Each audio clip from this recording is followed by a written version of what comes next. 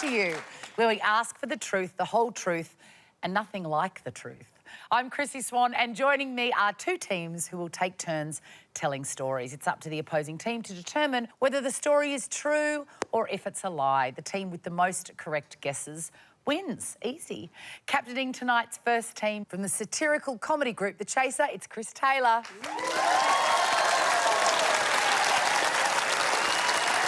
Chris's first teammate is a MasterChef judge who is always eating food that other people have prepared for her. Yet not once has she offered to do the goddamn washing up. It's Melissa Leong. And a comedian who could be called Warrnambool's favourite son if it weren't for Jonathan Brown, Tom Ballard, Paul Jennings and the guy who collects the shopping trolleys at the local IGA. It's Dave Hughes. Absolutely. I say, I'm not even my mother's favourite son. And captaining our second team tonight, it's comedian Frank Woodley. Joining Frank is a Welsh comedian who's just become a new dad. Yes, he's thrilled to have a little bundle of joy come into his life and even more thrilled to have an hour's worth of parenting jokes come into his act. It's Lloyd Langford. Who may not have won love on The Bachelor, but she did win hearts in the jungle, which unfortunately on that show they made her eat. Please welcome Abbie Chatfield. All right, time to play. First up is Home Truths, where our panellists each read out a statement from the card in front of them. The card will either contain a truth from the panellists' real life or something we just cooked up for them, but they won't know until they read it aloud. It's up to the opposing team to sort the facts from the fabrications. Frank, you're up first. Oh, OK. I'm already excited. A psychic once told me that in a past life I was a champion racehorse. Right. All right, Chris's team. Where were you when you visited this psychic? I was living in Melbourne at the time, in Northcote at the time. It was when I was in my mid-20s. Were you a regular psychic visitor? At that stage in my life, I was sort of exploring various different kinds of... Bullshit? What was the psychic's name? The psychic's name, I think it was Madame Flafleski. I might not quite have that right. It might have been Madame Blablisky or Madame Flaflutsky. It was one of those Russian, faux Russian... It is possible that she just sneezed and I misheard. Was Madame Flafleski sort of in a tent, like with a crystal ball, or was she... Where did Madame Flafleski work? Was at Flafleski R Us? It was at the Edinburgh Gardens. Once a year, there's a big community arts festival and they set up tents and stuff like that. Well, a suburb that used to be full of people who would go to psychics, I imagine. I'll be honest, I'm imagining you as a racehorse right now. You look quite horsey. Yeah, and when I get excited... I can imagine you going fast. I know, don't you think I've got that feeling of, like, you know... Majestic. So how did you feel? Yes. Yeah. And from this angle, I'm imagining the photo finish and you are winning by a nose. Did she say you were a gelding or... Does that mean you've had your bits cut off? Yeah. Yeah, no, we didn't... there was nothing to do with that. Unzip your pants, Frank. I should say, though, I don't know if this adds to the plausibility, but I am hung like a horse, but unfortunately it's a seahorse. She said you were a famous racehorse. Yeah. Did she tell you which famous racehorse? She said I was a famous racehorse that had won the Kentucky Derby. Seabiscuit. No, she did say at that one point, but she was just offering me snacks. She said, Seabiscuit, eat biscuit if you want. Right. No, I wasn't Seabiscuit. You're not going to believe this. She said, and I've remembered it ever since, she said your name as a horse was Kaiser Soze. No, she didn't. She said, no, Kaiser. She said Kaiser. Is that, I wonder if that is a horse? That is a horse. Yeah. And I'm it.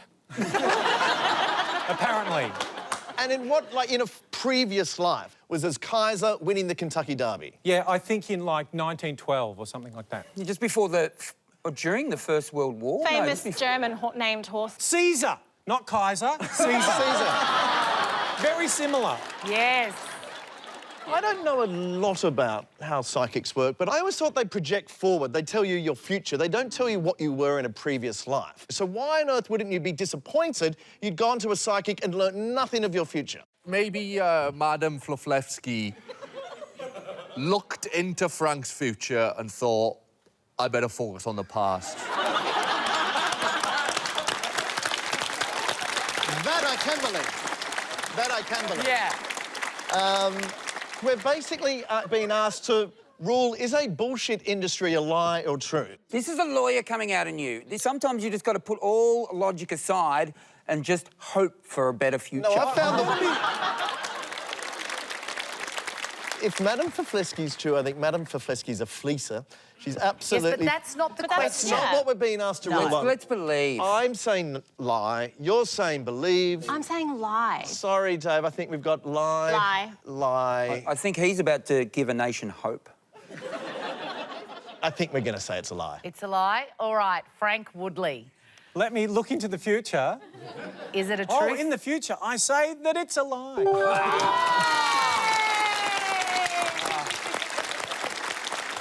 He had me. It's a lie. Hughesy, you are up next. Right.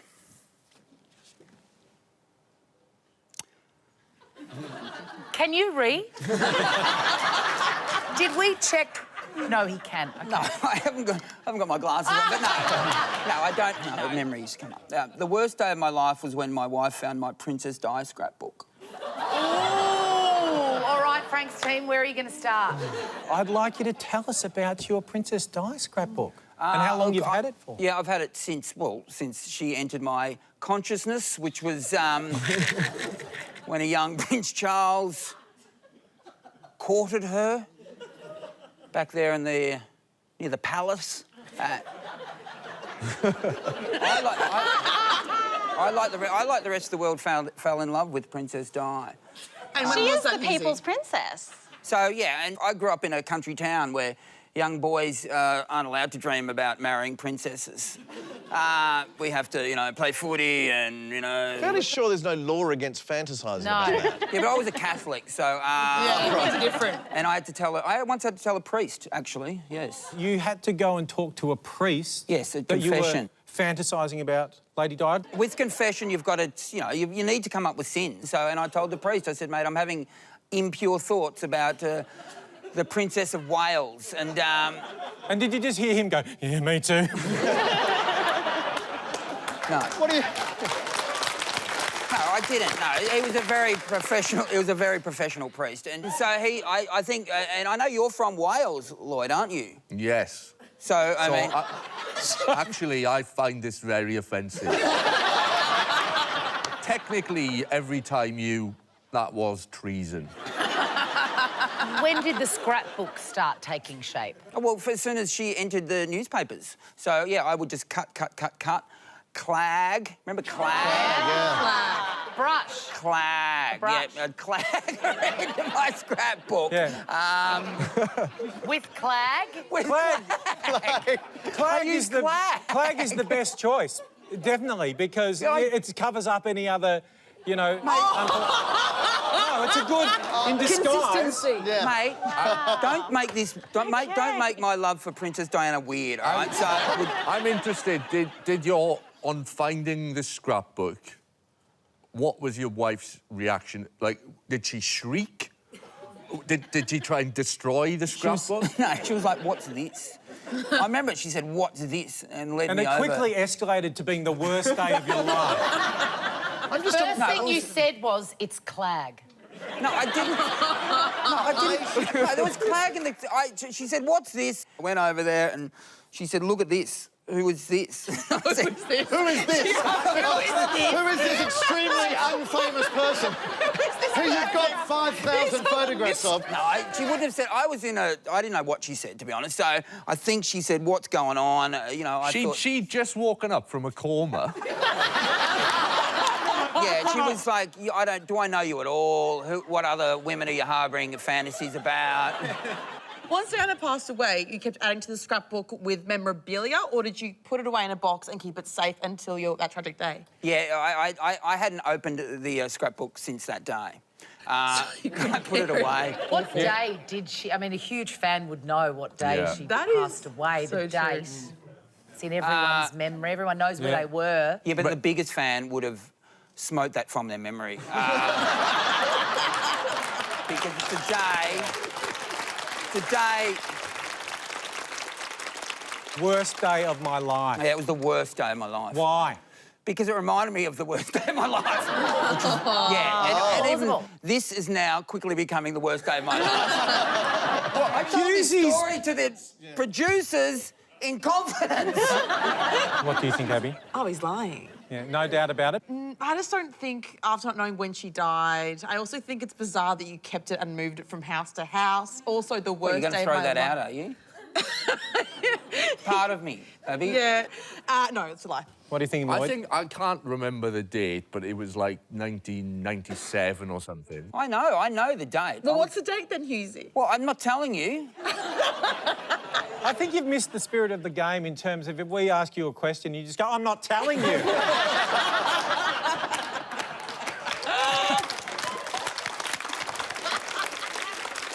If he was still adding to the scrapbook in 1997, he would have been, what, in his... 26, mate.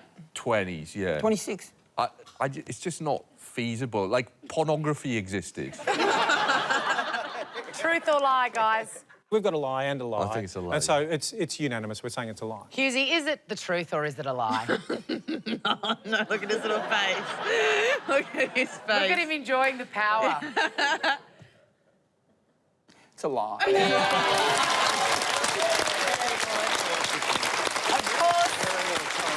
Of course that was a lie.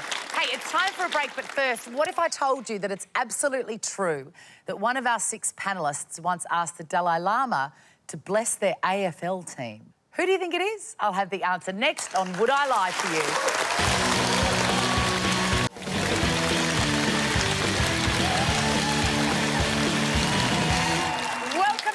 Would I Lie to You? And before the break, I told you that one of our panellists once asked the Dalai Lama to bless their AFL team. Who was it?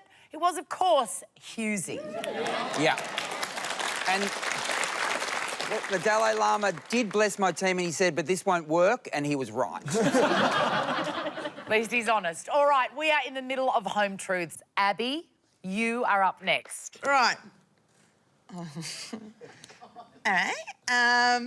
I have a pet name for my belly button. Well, no time like the present. Why don't we cut to the chase? What is the pet name? Stevie the chicken. Stevie the chicken? Why?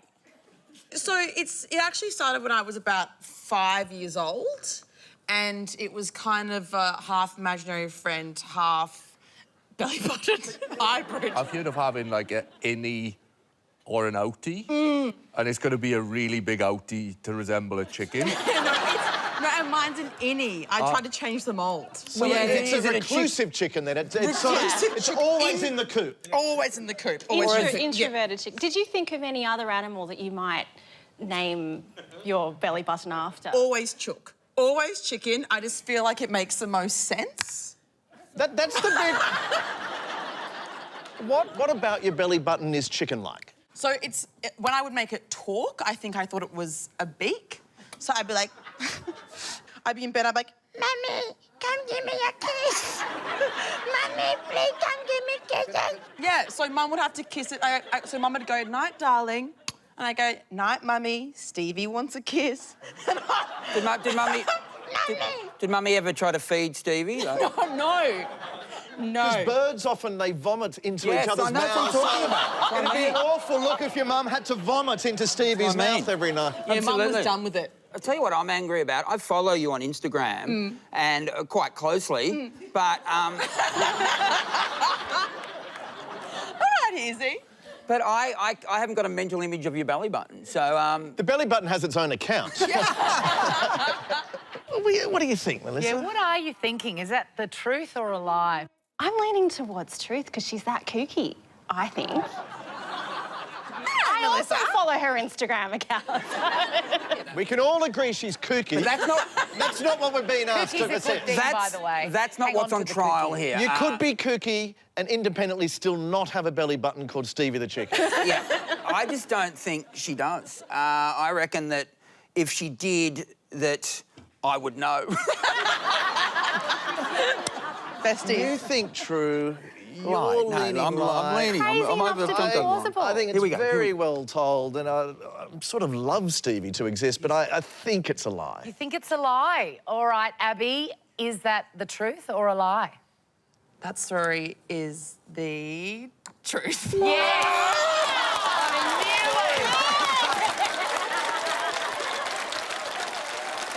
Very good. Played you like a violin. She's good.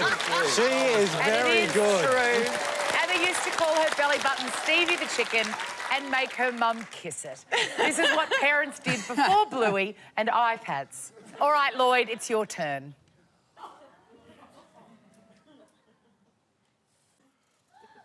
Once every couple of months, I meet up with 3 other friends, also called Lloyd, for a meeting of the 4 Lloyds.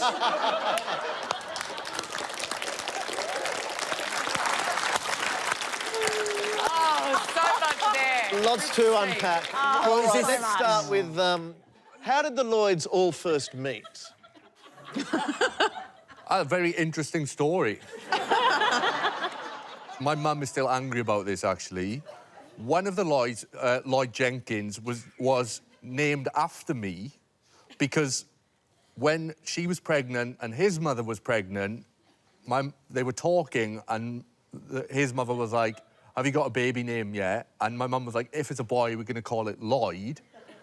And Lloyd Jenkins' mother was like, "I'm calling my kid Lloyd."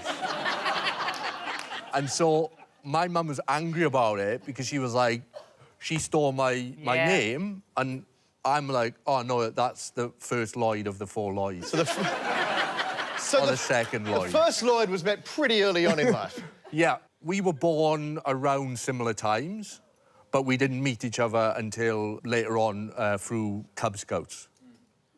Right. Certainly, if your mums were both pregnant at the same time, you probably would have been born at similar times, wouldn't you? Yes. How old are you, Lloyd? I'm 38. Yeah, was it a popular name in Wales at the time, Lloyd, was it? No. That's why it's pretty easy to assemble the team. Well, you don't need auditions. If your name's Lloyd, you're in. Basically, you can get 4 Lloyds in a taxi, and any more, and you've got to hire like a minibus. Tell us about the other 2 Lloyds. Yes. So I was in high school with a second Lloyd. We were the two Lloyds in high school. He's Lloyd Brady. So the second Lloyd is the third Lloyd. I think we're following you. I'm Lloyd Langford. Yes. Are you? There's Lloyd Jenkins, who stole your name, Yeah. and Lloyd Brady, who you met at we're school. in high school. And then the final Lloyd is Lloyd Jones, who we met on a night out in a place called Neath. So it was initially just the 3 Lloyds that thought it'd be funny to go out for a night out. And we were in a pub in Neath having a pint, and someone overheard us and was like, "Oh, this is my mate Lloyd as well." When the Lloyds got together, who was your favourite? Who would you listen to? I think Lloyd... I mean, I spent more time with Lloyd. May I ask? So, I mean, what band would you listen to? What singer would you listen to, the 4 Lloyds? We would actually listen to Pink Floyd.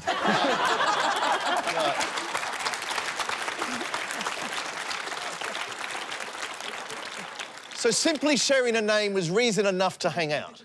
Well, I thought it would be funny, and now I am doubting myself. that sounds like, for very slender reasons, just by being called Lloyd, the first three Lloyds decide to be a pack of friends. They've got a pretty good thing going on. Then they meet a fourth Lloyd out in Neath. Yes. Can I ask, is Neath worth visiting? No. Unless you're looking for an extra Lloyd.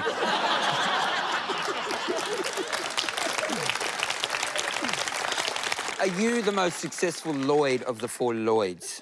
Oh, I wouldn't say that. Lloyd Brady is a hot tub salesman. All right. What is that, a truth or a lie? I mean, on the surface, it seems implausible that you'd base an entire friendship just Based on by your a name. shared Christian name. It's whimsical and Welsh enough to be charming and true. I'm thinking it's incredibly unlikely, but It's not true. part of me's thinking true, maybe. No way. I'm staking my reputation, which I don't have, on the fact that he is lying. So you're saying lie? I think it could be true. No, See, Mel. I'm starting to think it No. could be true too. No, it's a I lie. can't believe I'm saying this. We're believers. We're going to say it's true. All right, Lloyd Langford, is that the truth or a lie? That is a lie. Of course it's a lie.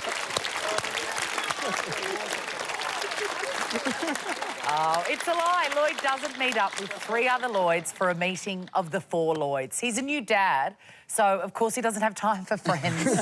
We should have known. Don't go anywhere. We'll be back with more Would I Lie to You right after the break.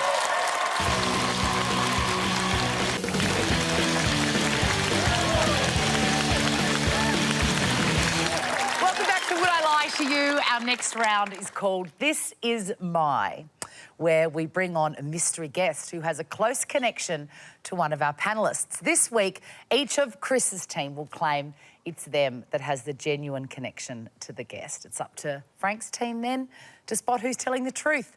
So please welcome this week's special guest, Jack.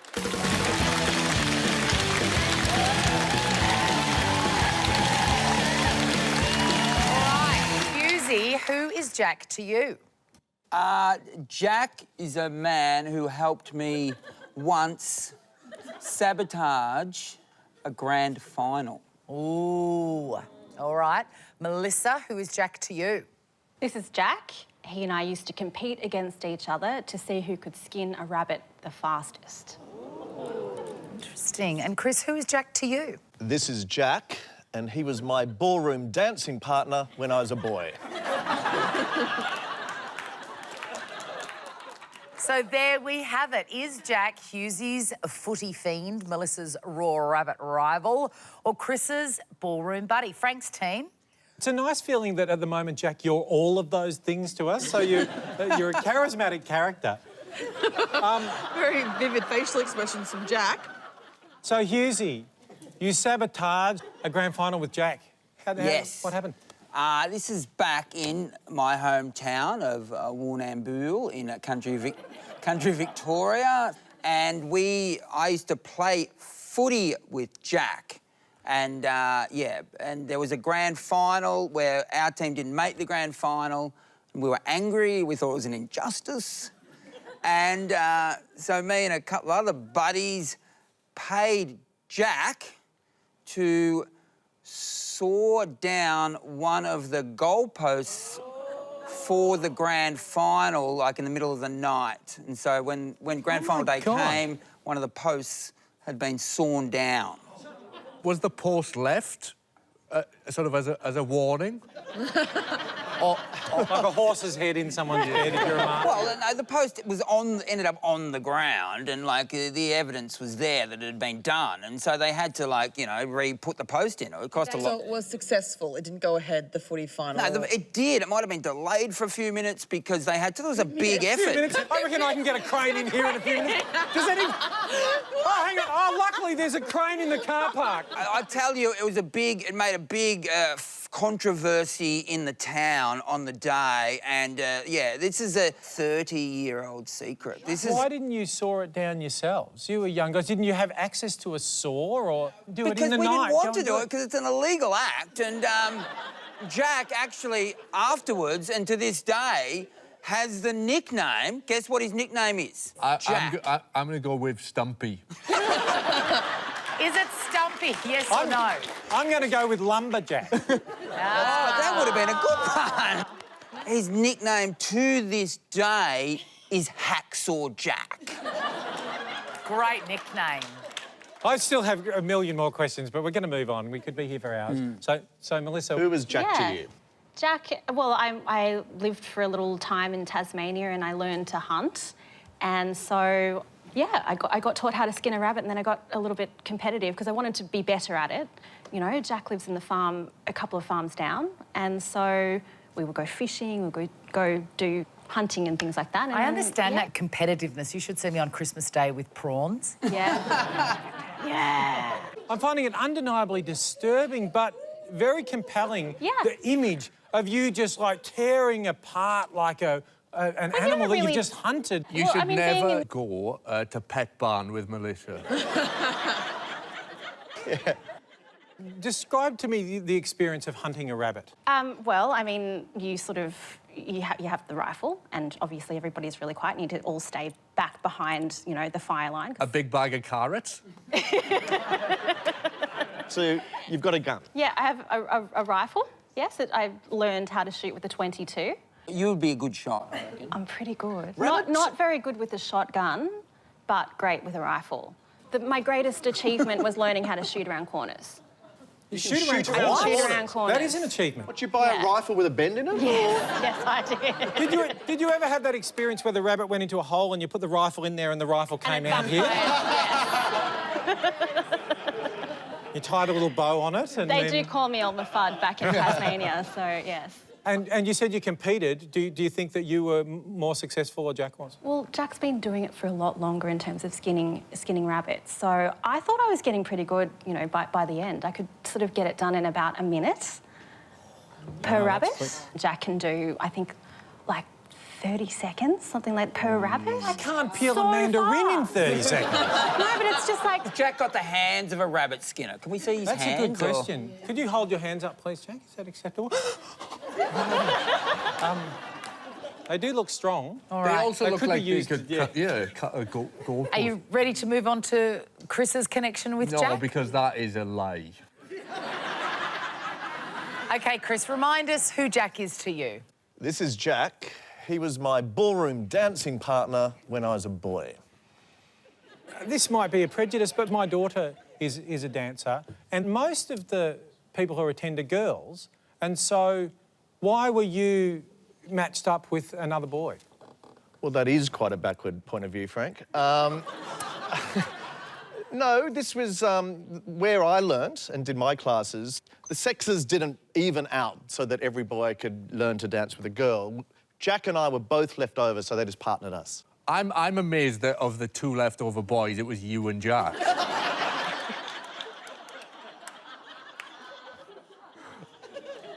I would not leave Jack till the end.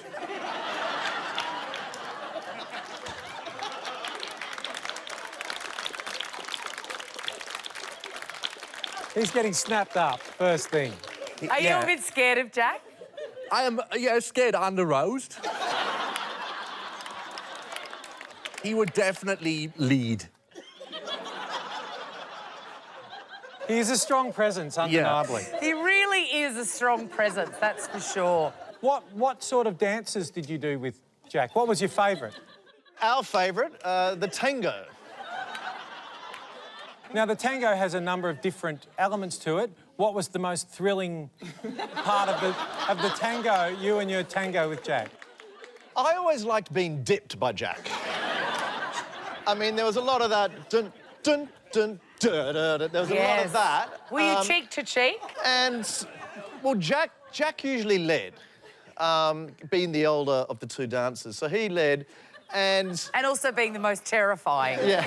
He had a hacksaw, so you didn't want to argue with him. Surely, before we go any further, we need to see a demonstration.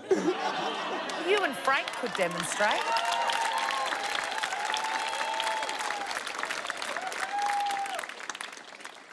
I'll play Jack. I just wanted to say...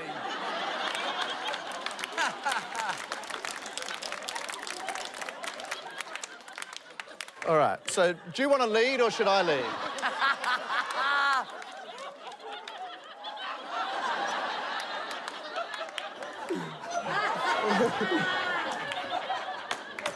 And around. Oh, my God, please be careful. And shift. And shift. Oh, yes.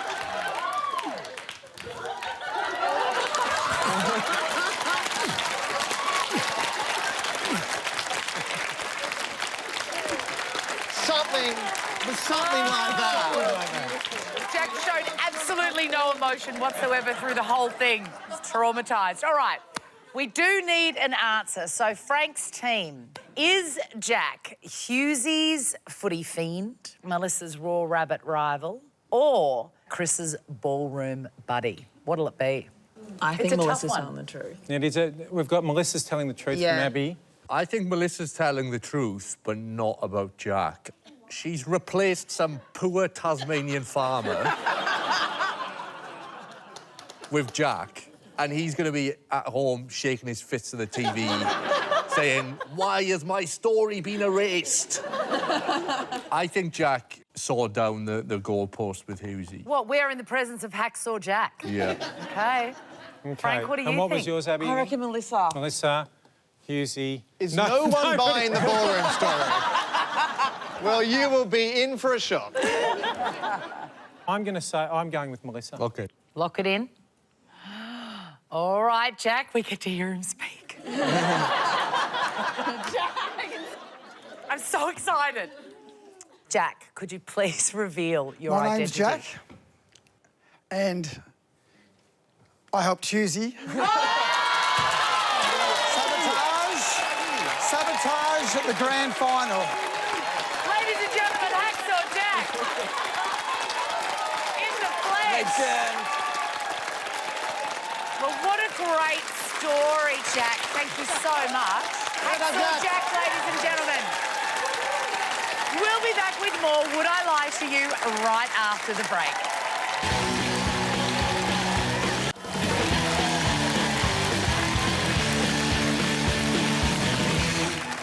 You're watching Would I Lie to You, and it's time for our next round, Possession, in which a mystery object may or may not belong to one of our panellists. It's up to the opposing team to work out whether the story is a truth or a lie. All right, Abbie, it's your turn. You'll find a box under your bench. Okay. Pop it on, open it up, put the object on the bench, and then read us the card. Oh, what is that? Bottle It's a yellow top. lid of some sort. A cap. But it's a bottle cap, isn't it? All right, let's read your card, Abbie. Right. I have this lid tattooed somewhere on my body. Apparently. Right. The first question is, why? My friends and I had a few drinks one day, and we wanted to get matching tattoos.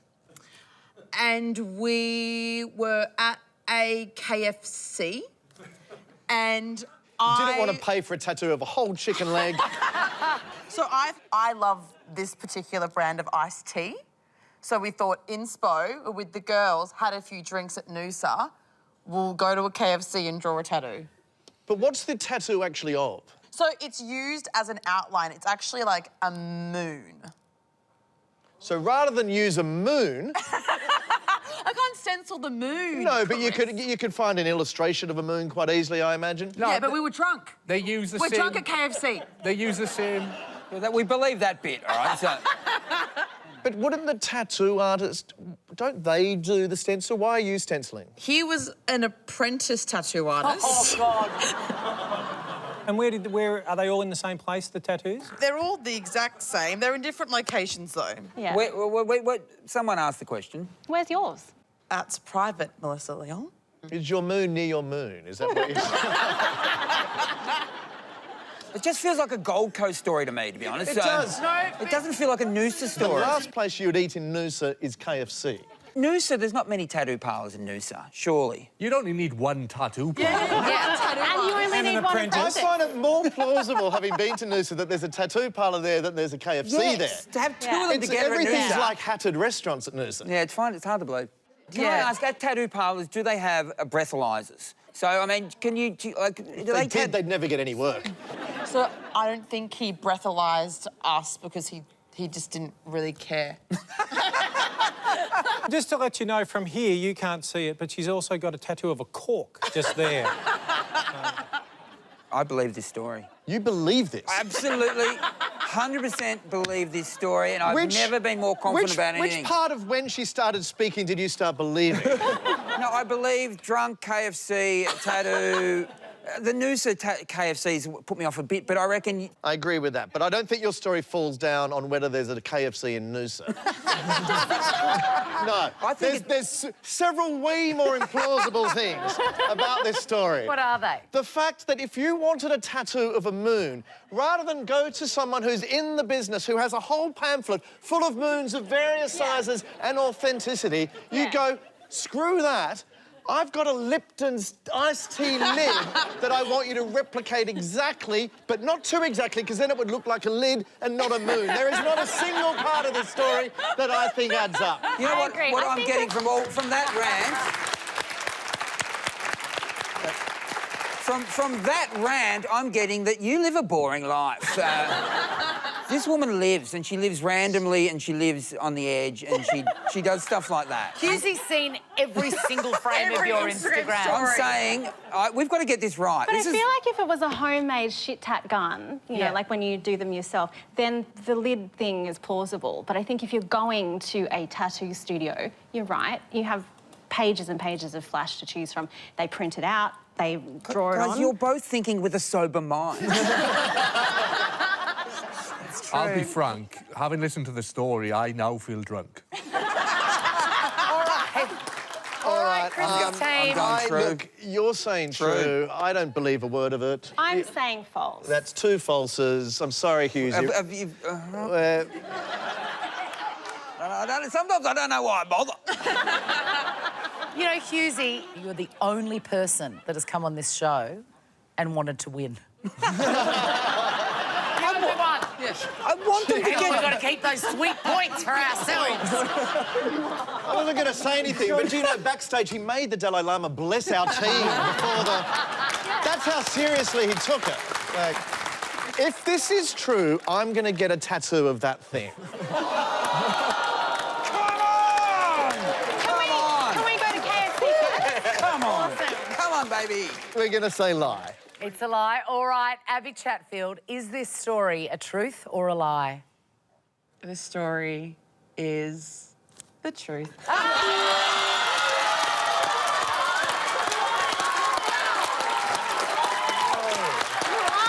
God! Look, you can see it if you'd like to see how bad it's done. It's not the same size. We had to get a rescale. You people... Irrefutable. You people... My talent here is wasted. You people have got to start listening to me. We were drunk at KFC. We had the lid. I was like, girls, we have no inspiration. Let's get something unique. It's very beautiful, as it turns It's out. hideous. I will say it's much nicer than the lid, so the apprentice did a very good job. Well, you're going to be seeing it for the rest of your life. You really will. It's time for a break. We'll see you soon on Would I Lie to You?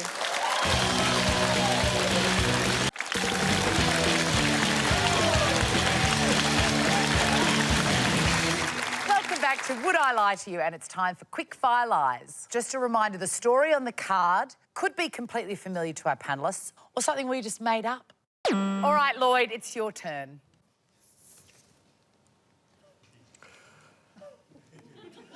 I was once pinned against my living room wall by my couch for 45 minutes.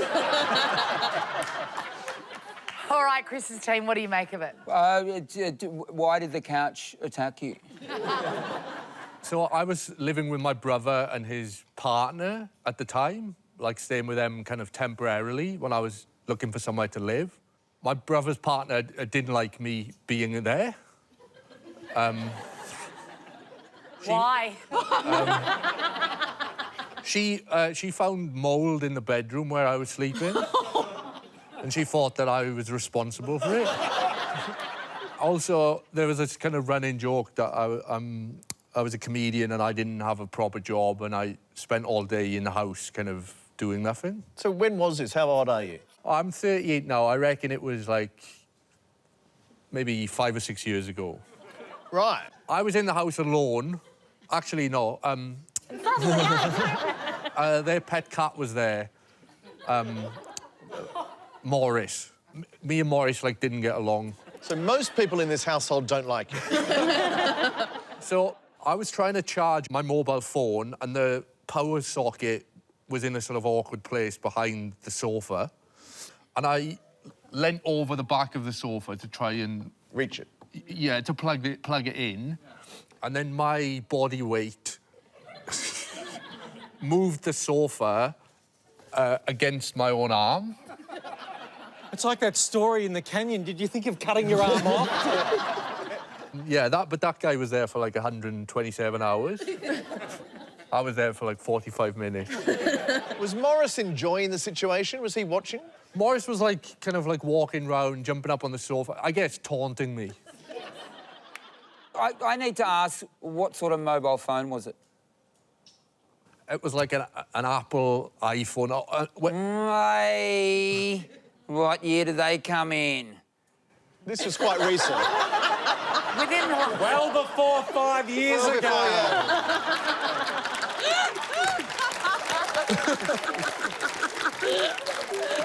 Good try, but...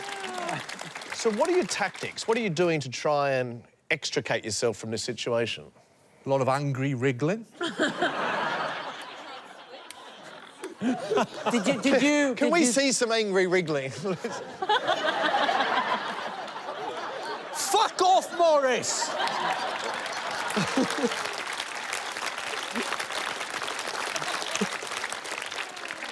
Why didn't you just use your other arm I was about to say, push the... yeah. Like, why didn't you do that? I was kind of counterweighted. So the more I tried, the more it felt my arm was getting stuck against the wall. And then it went numb, and I was like, oh, this takes me back. And it went limp, and then it became easier eventually to kind of manoeuvre it out. This sounds like a harrowing experience. What was your brother's girlfriend's reaction when you told her what you'd endured? My chief worry wasn't about my arm.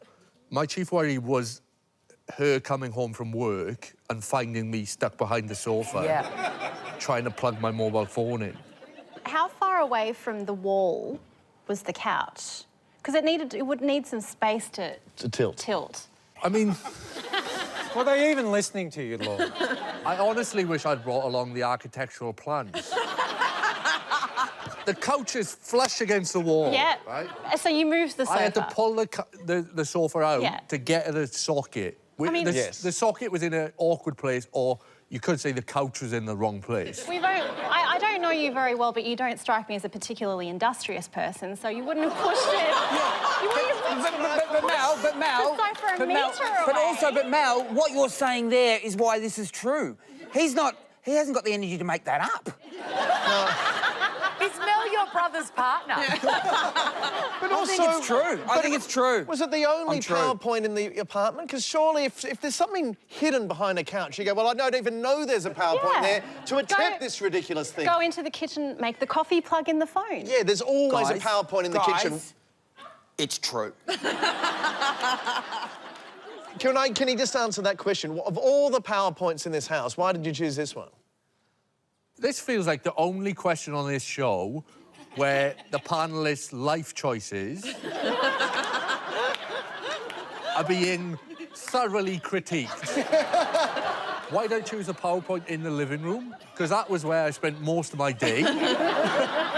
Well, I'm not plugging my phone in the kitchen and walking back. That's why we've got mobile phones. I guess on form, we've been wrong in the past and Hughesy has been right. This is it. This is the moment where you...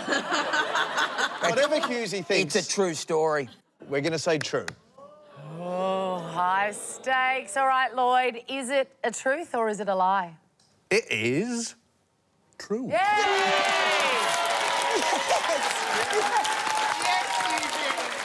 It's a hat trick for Hughesy. It is true. Lloyd was once pinned to a wall by a piece of furniture for 45 minutes. Lloyd really putting the ouch back into couch there. It's time for a break. We'll see you soon on Would I Lie to You?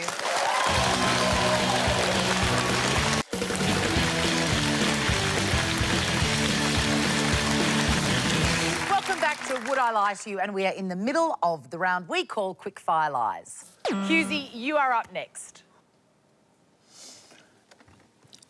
I once talked myself into having an overactive bladder. Just say that again for me. Bladder. How often were you at the height of the overactivity when your bladder was at its most industrious? How often did you go? Probably, like, I don't know, a couple of months maybe before I taught myself out of it. Yeah, it was probably, I was going every 15 minutes, which is annoying.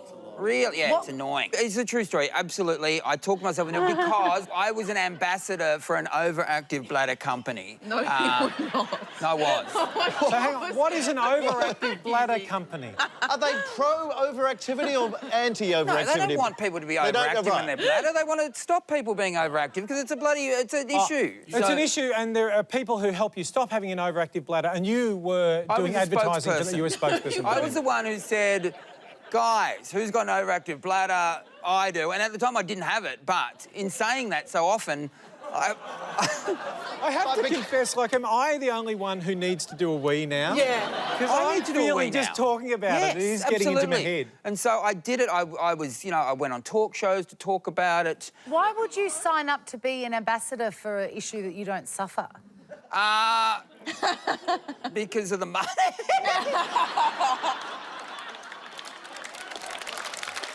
Hughesy, the shame. So how did you finally turn things around? Well, I didn't do anything in particular. It faded away as the memory of the campaign faded away. And I ended up, without an overactive bladder. And I honestly, truly hope talking about it today doesn't re-trigger it. So... Continence Week is a thing, and I'm guessing that you were an ambassador for that. There is a dance involved for Continence Week. Can you remember that? I've got a vague memory of doing a dance on... Who wants to see how much he remembers of the dance? You've got to understand, I'm the world's worst dancer, which is proved by anyone who's watched The Masked Singer. Anyway, it's like... Don't want to... Wish I didn't have to wee, wish I didn't have to wee, wish I didn't have to wee. And I did that on live television next to David and Sonia. It was a bit like that. You are a terrible ambassador, if that's what you're doing. Well, they didn't renew me, did they? Thank you, Hughesy. What do you make of it all? Any more questions? Is it a company or a charity? No, I think they're a company, and I think they've... What's the product? The product, I believe, go and see your doctor. Get a commission for every GP. If you've got a problem, like I do, go and see your doctor. And the irony is, I never went and saw a doctor. Yeah. Yeah, understandable. No, that's a lie. All right, Team Frank. All right. Yeah, the product doesn't sound convincing, does it? No, I think we're actually fairly unanimous. We think that's a lie. You think it's a lie? All right. Hughesy, is that a truth or a lie? Truth.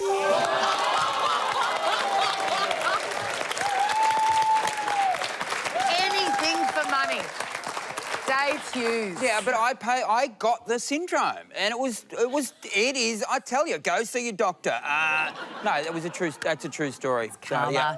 Absolutely. It's true. Dave once talked himself into having an overactive bladder. These days, his main concern is managing his overactive mouth. That noise signals that time is up. It's the end of the show. I know. And I can reveal that tonight's winner is Chris's team.